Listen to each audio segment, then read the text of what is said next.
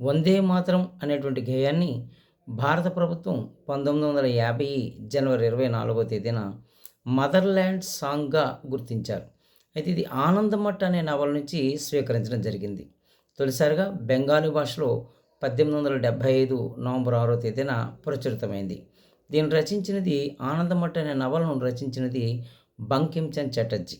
అయితే ఈ గేయాన్ని ఓ 2 చరణాలతో 1896 కలకత్తా కాంగ్రెస్ సదస్సులో రవీంద్రనాథ్ ఠాగూర్ గారు ఆలాపన చేయడం అనేటువంటిది జరిగింది. 'జనగణమన' అనే గేయంతో 'వందే మాతరం' కూడా సమాన హోదా పొందుతుంది. 'తల్లీ నీకు వందనం' అనేటువంటి సూక్తితో ఇది ప్రారంభమవుతుంది. భారత జాతీయోద్యమంలో అనితరమైనటువంటి పాత్రను పోషించినది 'వందే మాతర' ఉద్యమం కూడా చాలా కీలకమైంది. 'వందే మాతర' ఉద్యమం అనేటువంటిది భారత జాతీయతా భావాన్ని ప్రజల్లో రేకెత్తింపచేసినది.